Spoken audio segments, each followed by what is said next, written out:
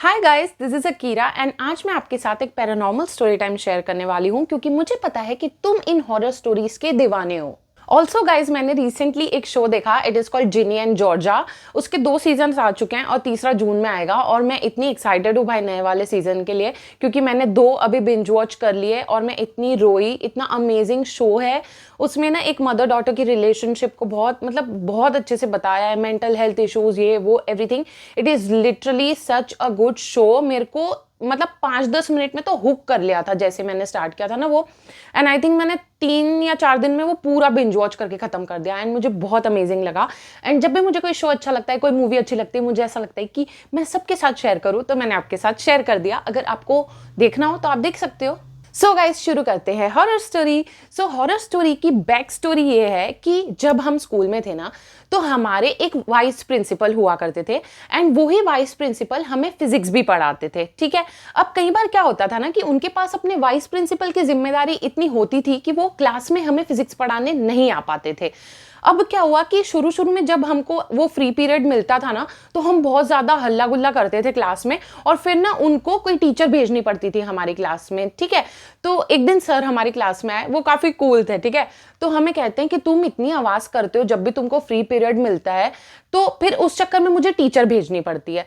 तो तुम एक काम करो ना कि तुम आवाज मत किया करो, इतना हल्ला गुल्ला मत किया करो, जो भी करना है ना, बातें करनी है, मस्ती करनी है, शांति से किया करो ताकि क्लास में तुम बच्चे ही रहो, तुम्हें फ्री पीरियड भी मिल जाए, मुझे कोई टीचर भी ना भेजनी पड़े और तुम चिल कर लिया करो। और शुरू शुरू में ना हम लोगों को चिंता होती थी कि भाई ये पढ़ाने ही नहीं आते ऐसे कई बार ना, तो हमारा कोर्स कैसे कंप्लीट होगा। लेकिन वो ना एक्स्ट्रा क्लासेस लेके हमेशा कंप्लीट कर दिया करते थे।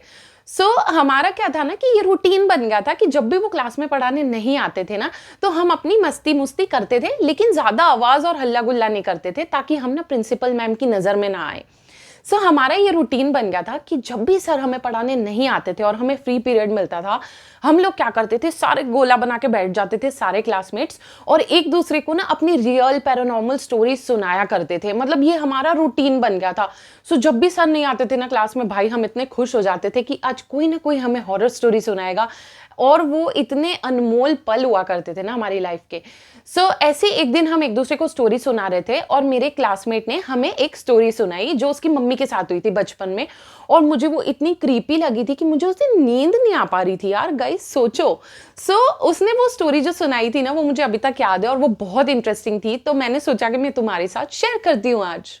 तो जो मेरा दोस्त था ना, उसकी मम्मी का नाम ले लो रंजना। रंजना मेन कैरेक्टर है। ठीक है। रंजना की एक छोटी बहन है सुनीता। रंजना 10 साल की है और सुनीता 6 साल की है और वो अपने मम्मी पापा के साथ रहते हैं। ठीक है। एक दिन क्या होता है कि इनके घर पे शादी का कार्ड आता है। अब उस जमाने में ना गांव हुआ करते थे। जो शादी थी ना वो एक दूसरे गांव में थी और वो जो गांव था ना वो 1-1.5 घंटा दूर था इनके घर से। जैसे ही कार्ड आया ना, आंटी ने तो बोल दिया, जो मम्मी थी इन लोगों की, उन्होंने तो बोल दिया कि मैं तो नहीं आऊंगी शादी में। वो अपने पति से बोली कि आप चले जाना। तो ये दोनों बच्चियां भी जिद करने लगी कि पापा हमें भी लेके जाओ, हमें भी लेके जाओ। उनको लालच थी कि हमें अच्छा खाना खाने मिलेगा। वो बहुत जिद करने लगी। ठीक है। और उनकी मम्मी ने ना मना कर दिया कि नहीं नहीं, इनको लेके नहीं जाना, चुपचाप आप जाना, आप शादी अटेंड करना और आ जाना। लेकिन क्या होता है कि लड़कियां तो पापा की लाडली होती है ना, तो उनके पापा ने बोला कि यार मैं जिम्मेदारी से ले जाऊंगा और इनको ले आऊंगा, इनका मन है तो अपन ऐसे मना नहीं करते इनको। उन्होंने बोला कि मैं इनको लेके चला जाऊंगा। तो आंटी ने बोला कि आप लेके तो जा रहे हो इन दोनों को, लेकिन शाम होने से पहले आ जाना, क्योंकि ना जैसे गांव और दूसरा गांव, ऐसे 2 गांव होते थे ना, उनके बीच में पता है कुछ ज्यादा बस्ती नहीं होती थी, कोई ज्यादा रहता नहीं था, कुछ नहीं था, मतलब खाली खाली मैदान, खेत, ये सब हुआ करता था। आंटी ने बोला कि भाई ऐसे खाली सुनसान एरिया से तुम आओगे 2 बच्चों को लेके, it can be risky, right. तो उन्होंने बोला कि जल्दी से दिन में ही सारा काम निपटा के तुम टाइम से आ जाना, मुझे प्रॉमिस करो। एंड इन लोगों ने बोला हाँ हाँ प्रॉमिस करते हैं, हम टाइम से आ जाएंगे, ऐसा वैसा। ठीक है। फिर क्या हुआ, शादी का दिन आया और इन लोगों का प्लान था कि अंकल जो है वो साइकिल पे बिठा लेंगे इन दोनों को, और उनका प्लान था कि हम 11 बजे निकलेंगे यहाँ से शादी के लिए, 12-12:30 तक हम वहां पहुंच जाएंगे, फिर हम एंजॉय कर लेंगे, शाम को 5 बजे वहां से निकलेंगे, 6-6:30 तक घर आ जाएंगे। अब क्या हुआ कि शादी वाले दिन अंकल इनको लेके निकल पड़े। आगे छोटी वाली को बिठाया साइकिल के उस डंडे पे, पीछे वाली सीट पे रंजना थी क्योंकि वो बड़ी थी, तो छोटे बच्चे को आगे बिठाया, बड़े बच्चे को पीछे, और अंकल साइकिल पे इन दोनों को लेके शादी में चले गए।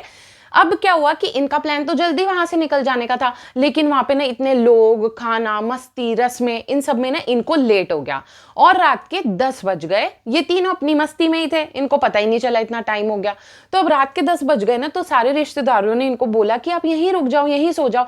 बट ना अंकल ने बोला कि नहीं, मेरी बीवी घर पे अकेली है और हमने प्रॉमिस भी किया था कि हम टाइम से घर आ जाएंगे, ये वो, तो हम तो निकल जाते हैं अभी, मैं इनको लेके फटाफट घर पहुंच जाऊंगा, कोई चिंता की बात नहीं है। सो ये लोग निकल पड़े घर जाने के लिए। रात को सुनसान रास्ता था एकदम, वहां पे ना बहुत बड़े बड़े पेड़ थे, इमली के, आम के, लेकिन आदमी तो बिल्कुल कोई दिख नहीं रहे थे आसपास, ठीक है, एकदम सुनसान था। और ना पूर्णिमा के आसपास का टाइम था, तो चांद की रोशनी थी थैंकफुली। सो वो चांद की रोशनी में साइकिल पे इन दोनों को, बच्चियों को लेकर के जा रहे थे। अब क्या हुआ कि साइकिल के आगे सुनीता बैठी थी और अंकल तो साइकिल चला रहे थे, तो उन दोनों का ना जो पूरा ध्यान था वो आगे के रास्ते पे था, ठीक है। अब रंजना ना पीछे बैठी थी, तो वो ना इधर उधर सब जगह देख रही थी। होता है ना कि पेड़ है, ये है, वो है, बेचारी वो ऐसा सब जगह देख के अपना चिल मार रही थी पीछे बैठी बैठी।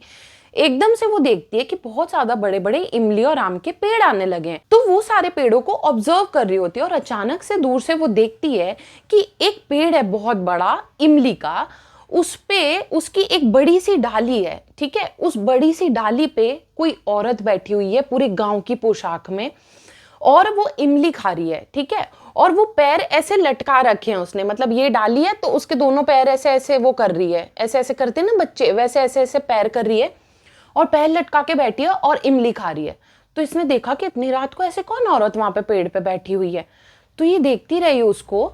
और एकदम से क्या हुआ कि उस औरत ने भी इसकी तरफ देख लिया।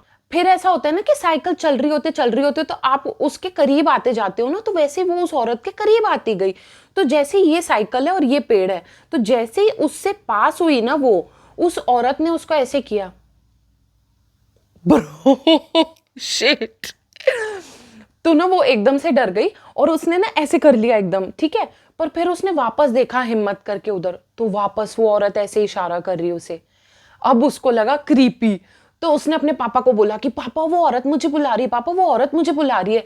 और वो कहते कौन औरत भाई? उन्होंने 2 सेकंड साइकिल रोकी और देखा, उससे पूछा कि कहाँ पे है औरत। उसने बताया कि वहां पे। पर जैसे ही उन लोगों ने वहां पे देखा ना, वहां पे कोई नहीं था। अंकल समझ गए कि क्या हुआ है और उन्होंने फटाफट अपनी साइकिल दौड़ाई, भगवान का नाम लिया और पहुंच गए सीधा घर। फिर जैसे ही वो लोग घर गए ना, अंकल ने आंटी को पूरी बात बताई, उनकी बीवी को, और वो गुस्सा करने लगी कि मैंने पहले बोला था, जाना नहीं चाहिए था, देखा ना क्या हो गया, बच्ची डर गई है, ये वो।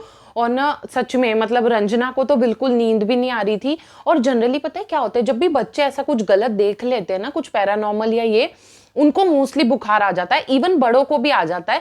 आई थिंक एड्रेनलिन बहुत आ जाता है उनके बॉडी में, उसकी वजह से शायद। सो बहुत ज्यादा बुखार आ गया था रंजना को भी वो देखने के बाद, और वो सो भी नहीं पा रही थी। बहुत मुश्किल से इन लोगों ने उसको सुलाया। फिर उसको ना बुखार रहा काफी तगड़ा 3-4 दिन, और ऐसा होता ही है, मतलब मेरे भाई ने भी बचपन में भूत देखा था एंड उसको भी आ गया था बुखार, मतलब काफी तगड़ा वाला, काफी दिन तक। सो आई थिंक ये चीज होती है। फिर क्या करा उसकी मम्मी ने रंजना की, वो ना रोज हनुमान चालीसा पढ़ती थी 7 बार, और ना एक पानी का लोटा लेके रखती थी अपने पास में, और जैसे उनका हनुमान चालीसा का पाठ पूरा हो जाता था ना, वो वही भगवान वाला पानी ना उसको पिला देती थी रंजना को। फिर ना वो थोड़ी 4-5 दिन में ठीक हो गई। और फिर ये कहानी उन्होंने सुनाई अपने बच्चे को, यानी कि मेरे क्लासमेट को, और उसने हम लोगों को सुनाई।